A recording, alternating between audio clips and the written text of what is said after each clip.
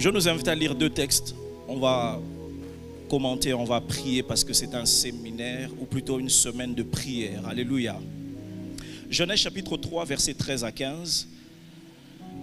Ensuite, nous prendrons Genèse chapitre 3, verset 13 plutôt à 15. Genèse 3, 13 à 15. Ensuite, nous prendrons 1 Samuel chapitre 16, versets 1 à 5. Le premier texte, il est dans Genèse chapitre 3, 13 à 5. Et le second, dans 1 Samuel chapitre 16, 1 à 5. Je m'en vais lire le premier texte de Genèse, chapitre 3, versets 13 à 15.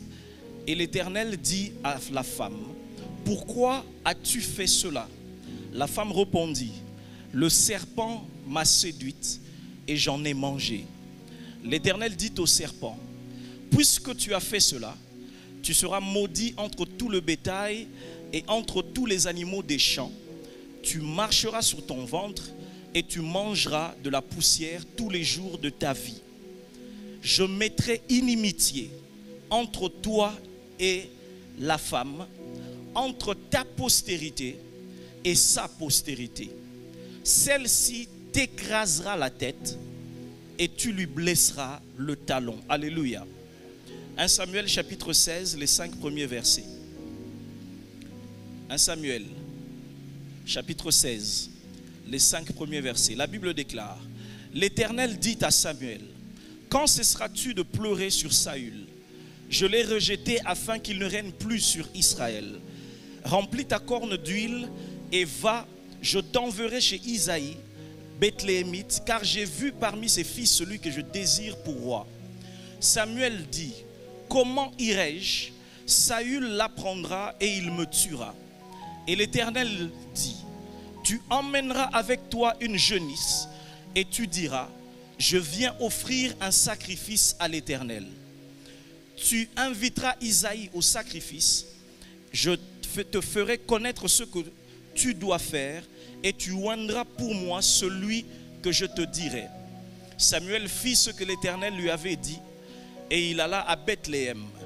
Les anciens de la ville accoururent effrayés au-devant de lui et lui dirent, « Ton arrivée annonce-t-elle quelque chose d'heureux? » Il répondit, « Oui, je viens pour offrir un sacrifice à l'Éternel. Sanctifiez-vous et venez avec moi au sacrifice. » Il fit aussi sanctifier Isaïe et ses fils et il les invita au sacrifice. Quelqu'un m'aide à dire Amen. Quelqu'un m'aide à dire Amen. Alors dans Genèse chapitre 3, c'est là où se trouve la pensée de cette semaine de prière. La tête du serpent ancien qui sera écrasée par Golgotha. Alléluia. Je dis merci au Seigneur qui me fait grâce d'être là, qui me maintient surtout en bonne santé. Et je dis merci à notre pasteur, notre Père, pour cette marque de confiance renouvelée, cette grande responsabilité de pouvoir parler ce soir. Dans Genèse chapitre 3, nous connaissons très bien l'histoire. Dieu place l'homme dans le jardin d'Éden. Éden, c'est le lieu de délices. Éden, c'est le lieu où il fait beau vivre. Éden est un lieu de joie, un lieu de bonheur, un lieu de la gloire de Dieu. Alléluia. Mais voici, le serpent, le diable, l'ennemi, va entrer dans le jardin et va inciter l'homme au travers de la femme à pécher contre l'Éternel. Et la Bible nous montre que finalement, la femme Ève a été séduite par toutes les paroles trompeuses du serpent et a fini par manger le fruit que Dieu avait interdit à l'homme de prendre. Et d'ailleurs, elle en a donné une partie à son mari qui était auprès d'elle. L'homme a mangé et ce fut la chute de l'humanité parce que par le péché, nous dit l'apôtre Paul, le péché, par cette désobéissance, par ce péché-là, la mort est entrée dans le monde. Alléluia. Alléluia. Dieu ici, dans la portion que nous avons lue de 13 à 15 du chapitre 3 de Genèse, vient et constate que l'homme n'a pas respecté ce qu'il lui avait demandé de faire. Quand il pose la question à Adam, Adam accuse sa femme. Et quand il pose la question à Ève, Ève à son tour va se retourner vers le serpent. Et Dieu va commencer par là où on l'a envoyé, par le serpent, pour commencer à énoncer des sanctions sur le serpent, mais pas que le serpent, sur l'homme et sur la femme. Alléluia. Alléluia. J'aimerais poser une base en 2-3 minutes pour montrer que le péché qui est la raison principale pour laquelle Christ est venu mourir pour nous, lorsque le péché est entré dans le monde au travers de ce texte dans Genèse chapitre 2, chapitre 3, on voit que les conséquences de la mort qui est venue par le péché a touché plusieurs dimensions. Alléluia. Alléluia. L'une des dimensions, c'est que l'homme lui-même a chuté de sa position de laquelle Dieu l'avait placé. L'homme a dû être chassé. Et Dieu, quand vous regardez ce qu'il dit à la femme et ce qu'il dit à l'homme, la nature même n'allait plus être soumise à l'homme.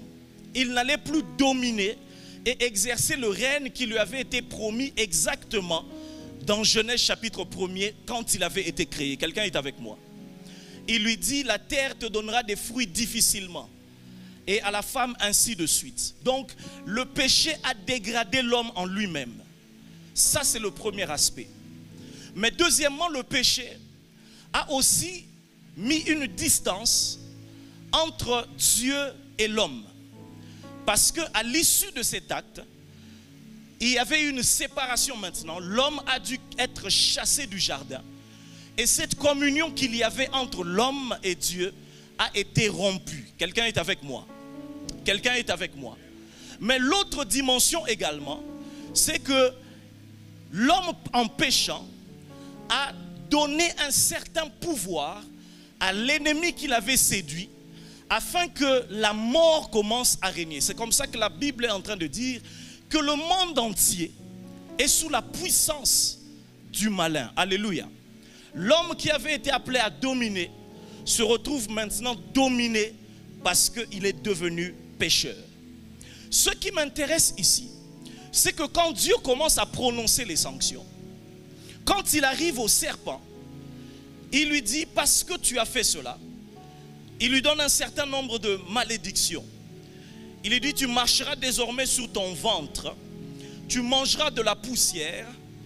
Et Dieu ajoute, au-delà de ce qu'il lui dit, que je vais mettre une inimitié entre toi et la femme, entre vos deux postérités. Et il va se passer quelque chose dans le futur.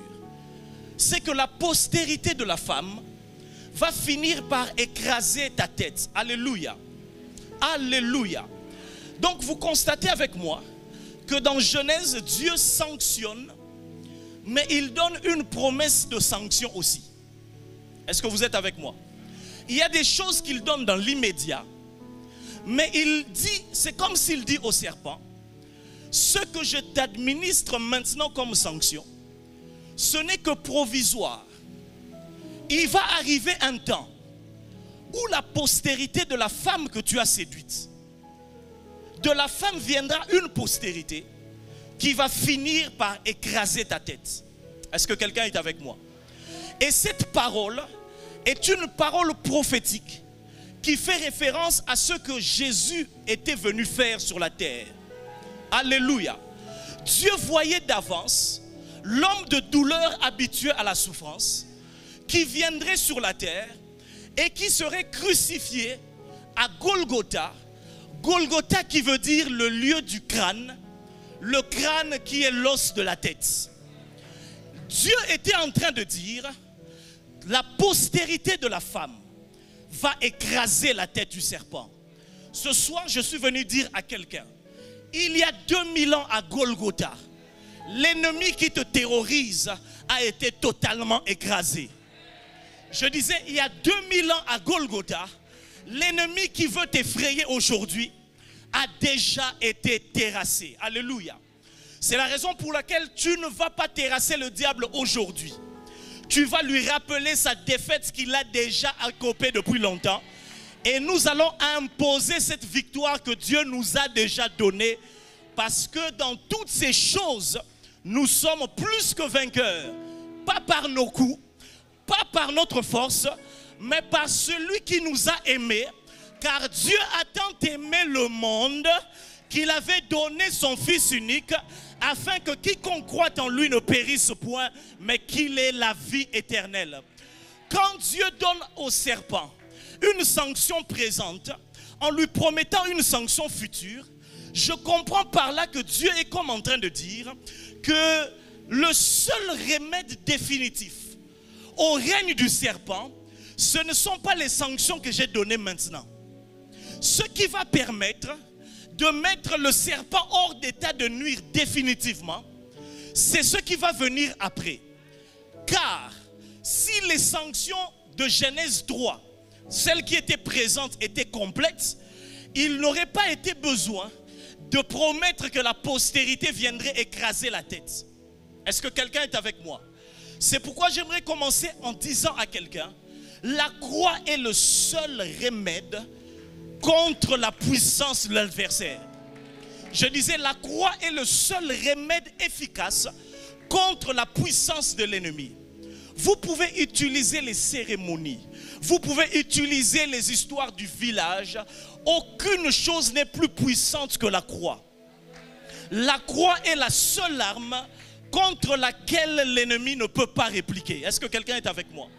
Je disais, la croix est la seule arme qui donne des résultats définitifs face au diable. La croix, c'est le but que l'adversaire ne peut pas égaliser.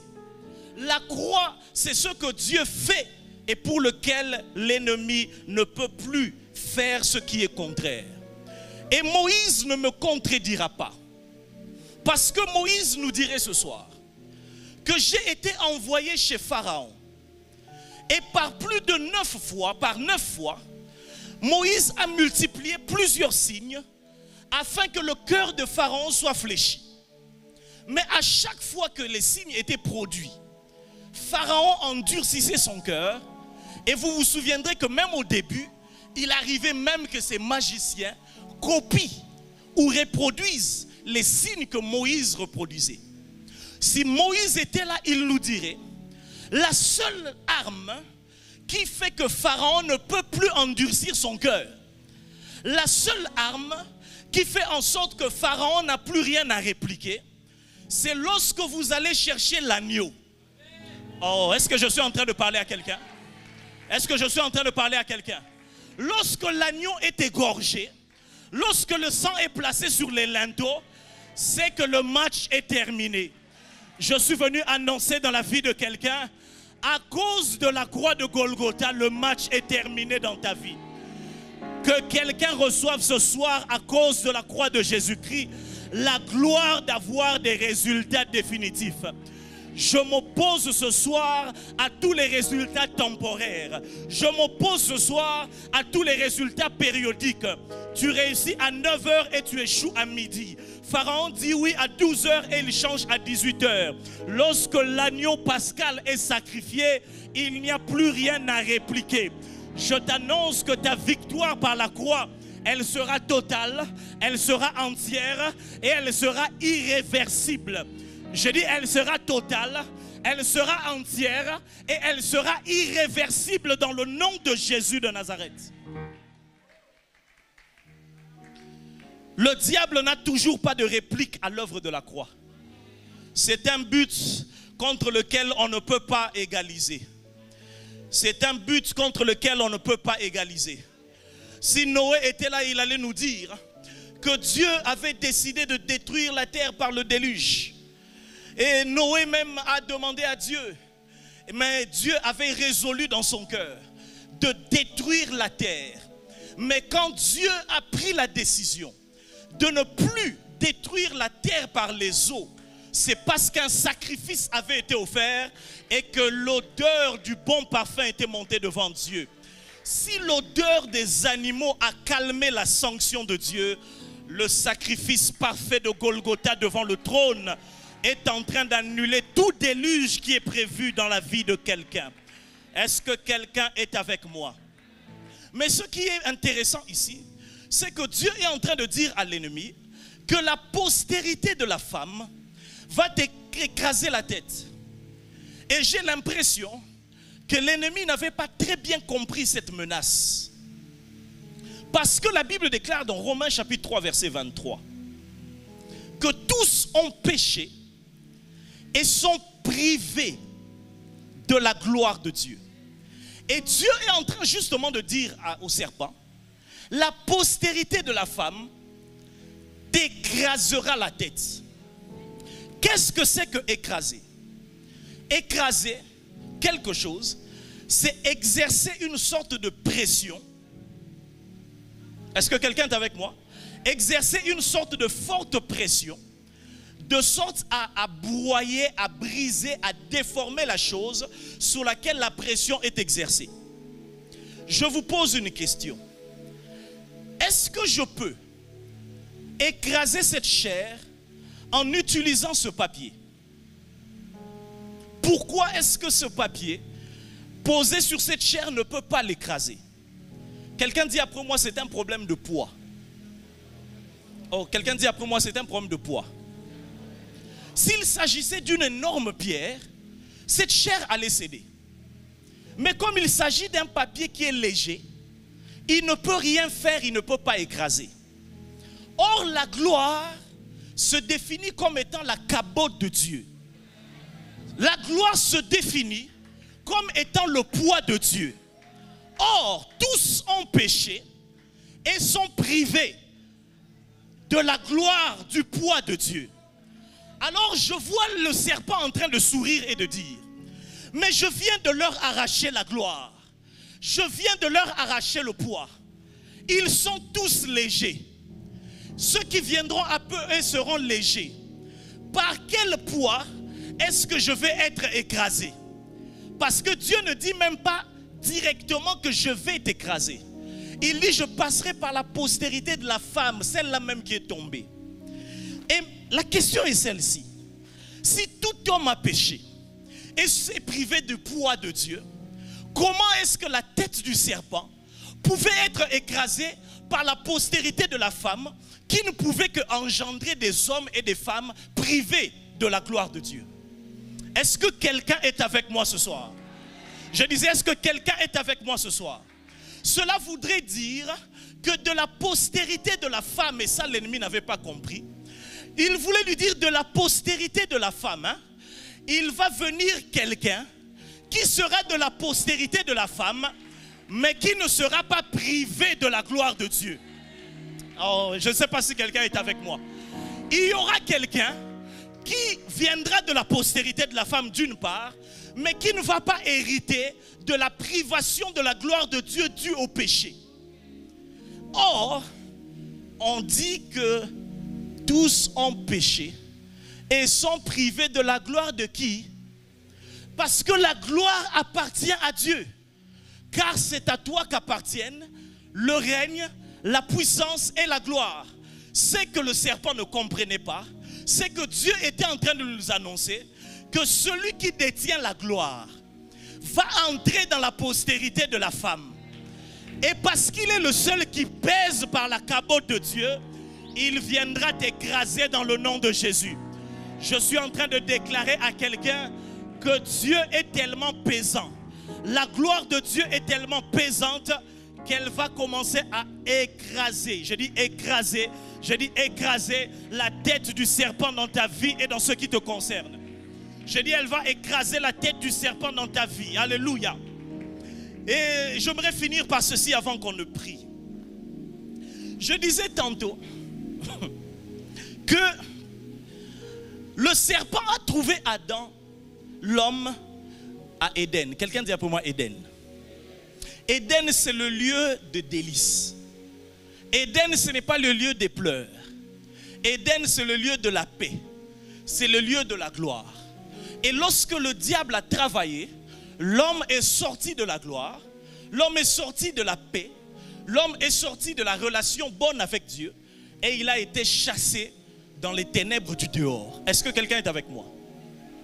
Et quand je lis 1 Samuel chapitre 16, je vois Dieu parler à Samuel parce que Samuel était en pleurs. Et Dieu dit, Samuel, il faut que tu arrêtes de pleurer. à cause de Saül que j'ai rejeté. Parce que moi, Dieu, j'ai vu parmi les fils d'Isaïe quelqu'un que je désire pour roi. En d'autres termes, il veut le dire, j'ai le projet, moi ton Dieu, de te faire quitter la saison des pleurs, du manque de paix, de la distance avec tout ce qui est bien, et de t'emmener là où c'est positif. Quelqu'un est avec moi? Est-ce que quelqu'un est avec moi? En d'autres termes, il est en train de lui dire, je vais te faire quitter de l'endroit qui te fait pleurer pour te ramener dans une sorte d'Éden où tu seras dans le calme, où tu seras dans un repos. Prenons ça dans ce sens le plus simple. Alléluia. Mais j'aime ce que Samuel dit et c'est par là qu'on va prier. Samuel entend la bonne nouvelle, mais au verset 2, Samuel va soulever une question. Samuel dit à Dieu, ok, je comprends que je n'ai plus à pleurer. Je comprends que je dois accomplir ta volonté. Je comprends qu'il y a mieux que Saül. Je dis à quelqu'un, il y a mieux que ce que tu as perdu. Mais Samuel dit, bon, comment est-ce que je vais aller, moi, traversant une ville, étant populaire comme je le suis, et qu'on apprenne que je suis allé oindre un autre roi? Il dit, Saül va la prendre. Souvenez-vous qu'au chapitre 15 qui précède, Saül avait été rejeté par Dieu, par le prophète Samuel justement. Il dit, Saül va la prendre et Saül va me mettre à mort. En d'autres termes, Samuel est en train de dire à Dieu, j'entends ce que tu dis, je comprends ce que tu me promets, j'accepte là où tu veux m'emmener, mais je ne sais pas savoir par quelle voie je peux arriver là où tu m'envoies sans que le destructeur ne mette sa main sur moi. J'accepte ce que tu me dis, mais comment puis-je avancer? Parce que le roi va la prendre et il me mettra à mort. Et c'est là que Dieu va lui dire, Samuel, ce n'est pas parce que le danger est là qu'on va renoncer à ce projet que je t'ai donné. On va conjuguer ce projet. Et c'est vrai, tu as raison. Saül sera fâché s'il la prend. Mais il y a un moyen par lequel tu peux te déplacer de Rama à Bethléem et à faire ce que je t'ai dit sans que le destructeur ne mette sa main sur toi. Il y a un moyen pour que tu voyages en étant à l'abri de celui qui est plus fort que toi. Il y a un moyen pour que tu accomplisses la volonté de Dieu qui te semble impossible. Il lui dit, prends une génisse, prends un sacrifice. Si l'on te demande où tu vas, présente le sacrifice. Tu diras, je viens offrir le sacrifice à l'Éternel. Et quand tu présenteras l'argument du sacrifice, celui qui est plus fort que toi, celui qui a l'intention de t'arrêter, celui qui a l'intention de te tuer, subitement, il ne pourra rien faire. Tu quitteras d'un point A, tu iras jusqu'au point B et tu vivras ce que je t'ai dit parce que ton visa, ce sera le sacrifice. Oh, est-ce que quelqu'un est avec moi? Est-ce que quelqu'un est avec moi? Je suis en train de voir quelqu'un qui va entrer là où on ne l'attend pas. Je suis en train de voir quelqu'un qui va entrer là où il y a des gardes. Mais si l'on te demande par quoi tu veux passer, tu vas présenter le sacrifice de Golgotha. Je viens pour offrir le sacrifice. J'aimerais dire à quelqu'un, le sacrifice est la voie d'accès pour tous ceux qui sont bloqués. Le sacrifice est le moyen par lequel tu peux accéder là où tu ne peux pas accéder. Le sacrifice est ton mot de passe pour entrer dans des versions qui sont verrouillées de ta vie et de ta destinée. J'aimerais dire à quelqu'un, face aux choses qui te résistent, présente le sacrifice. Face aux choses qui te menacent, présente le sacrifice. Et Samuel dit non, Saül va me tuer. Oh, Dieu est comme en train de lui dire, Saül ne peut pas te tuer dès lors que tu as entre tes mains un sacrifice que tu vas tuer. Si le sacrifice meurt, toi tu ne peux pas mourir. Et c'est la chose que le fils aîné dans la parabole du fils prodigue n'avait pas compris. Quand il rentre ce soir-là à la maison, il entend des bruits de musique. On lui dit son frère est rentré. Il dit non. Normalement, si mon frère était rentré, ce que je devrais entendre, c'est les bruits des cris de mon père en train de le gronder. Parce que cet homme a fait du n'importe quoi. Ce que je devais entendre, c'est la sanction qu'on lui a administrée. Mais comment est-ce qu'on parle de mon frère qui a fait du n'importe quoi et on entend la musique de la fête? Et on lui a dit, la musique que tu entends, c'est parce que ton frère est revenu et ton père l'a fait entrer. Mais j'aime pourquoi? Parce que lui-même, quand le frère revenait, il disait, mon père, moi là, je ne suis même plus digne d'être appelé ton fils.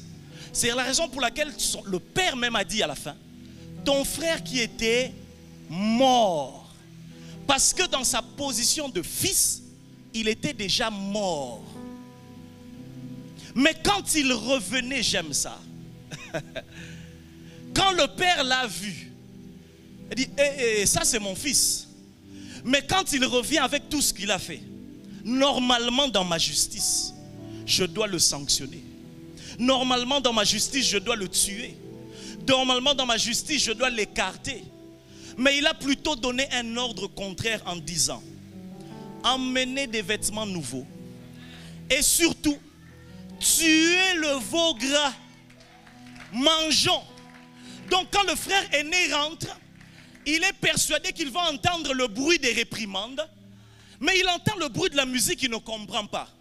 Je suis sûr qu'il a levé les yeux au coin quelque part et il a vu qu'une bête manquait.